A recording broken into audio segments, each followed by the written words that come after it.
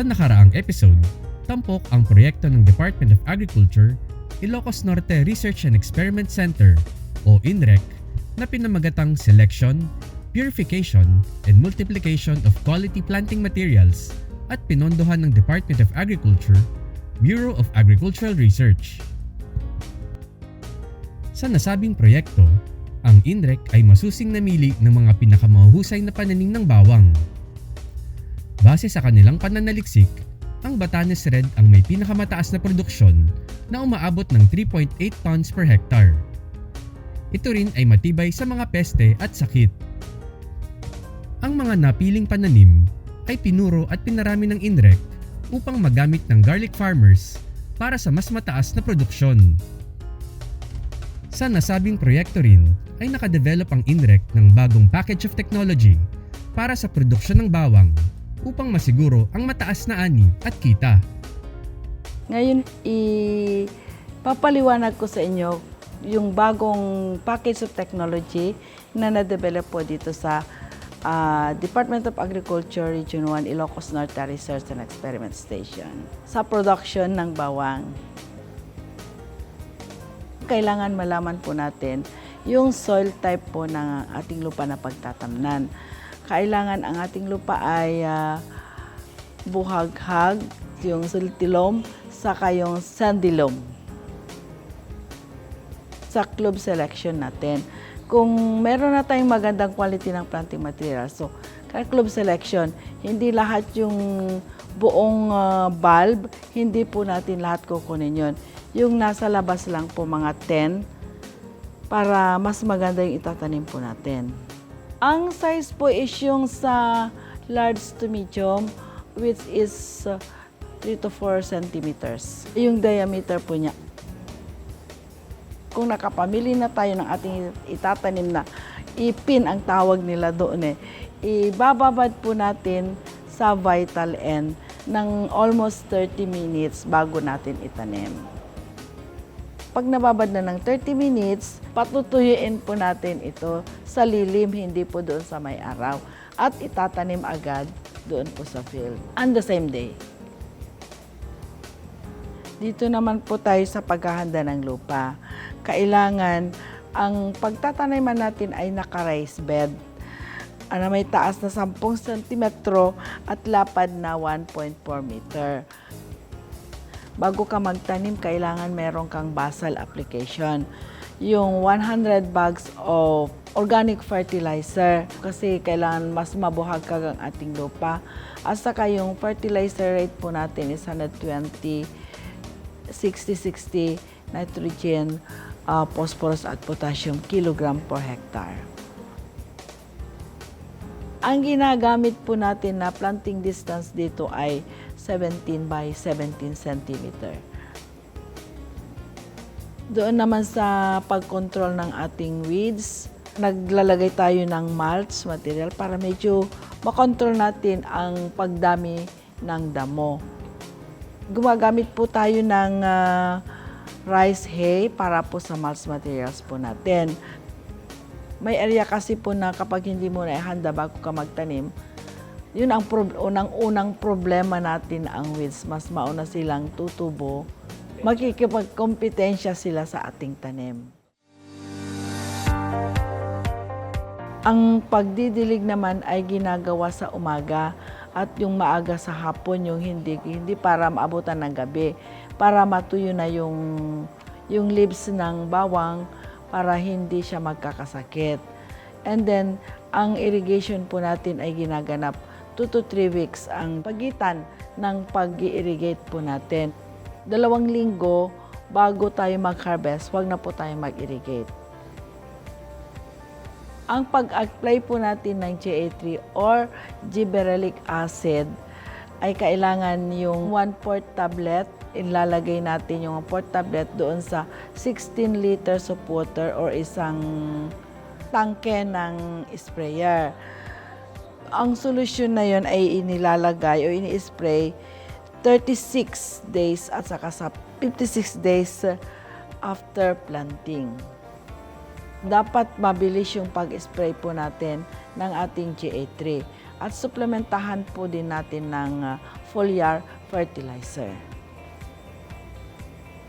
Sa paggamit naman natin ng mga pestisidyo, kung makakita ka ng konting sakit niya, mag-spray ka na para tamang-tama lang yung pag-apply po natin o pag-spray ng fungicide or insecticide.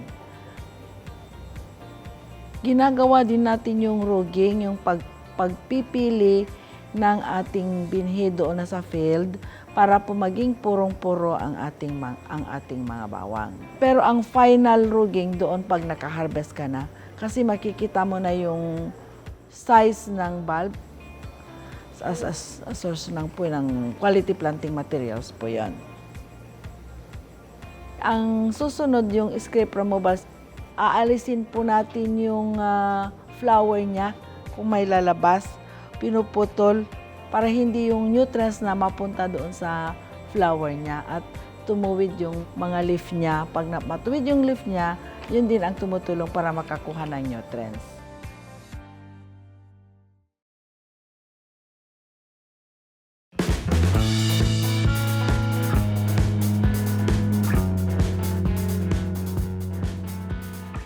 Ang pag-aani naman ng bawang, pwede na tayong mag-ani from 100 days after planting to 110 days after planting. O pag makita na po natin na yellow na po yung leaf ng bawang po natin at malambot na po yung tangkay, that is the time na pwede na po tayong mag-harvest. Dapat pag nag-harvest tayo ay hawakan maigi yung mismong stem para bunutin isa-isa na iwasan na ma-damage o ma-separate yung bulb at saka yung stem para hindi masira yung mismong isang plant. After ma-harvest po natin, ilagay natin doon sa medyo araw, kaya malilim na pwesto hanggang 10 days.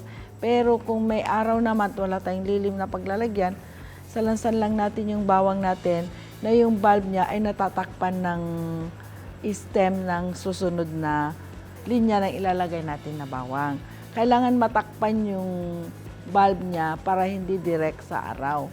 So yung huli na linya niya, edi wala na tayong isusunod. Di kailangan lagyan natin ng yung mulch natin, yung rice hay.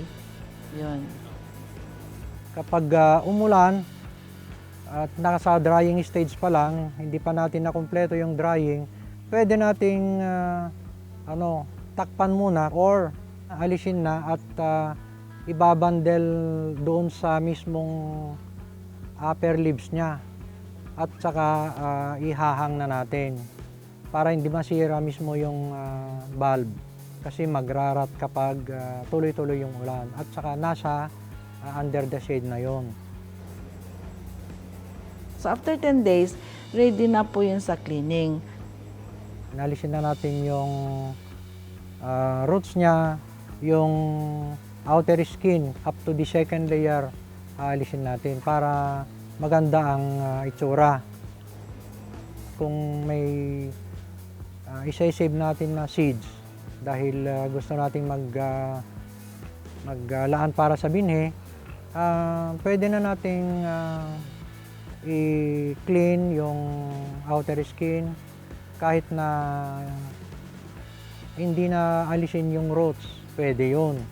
Basta i-bundle natin at saka ihang natin.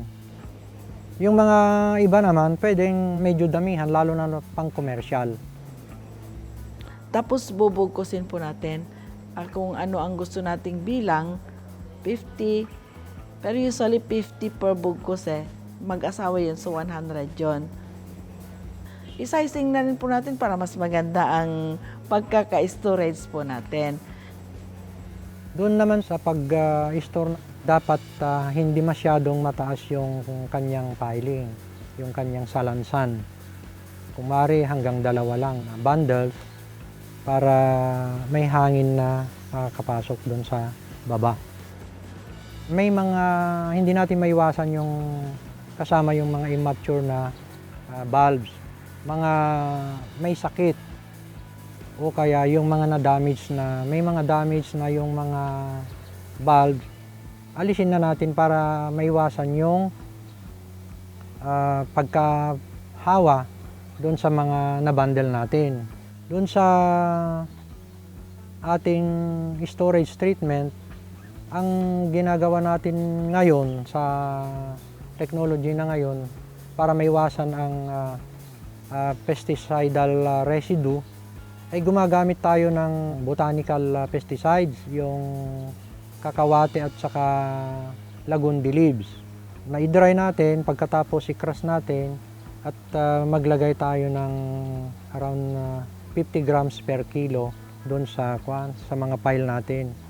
Ibubudbud lang natin doon sa mga pile natin in between the bundles. Pwede na yon. Yung bodega hindi dapat na close para po yung hangin makakalusot siya at mahanginan ang ating bawang. Kasi pag close, baka mabulok po yung bawang po natin. Kung konti lang naman yung bawang mo, pwede mo nang ihang, gaya ng ginawa namin dyan. Ihang na lang, pwede mo paglayan sa baba.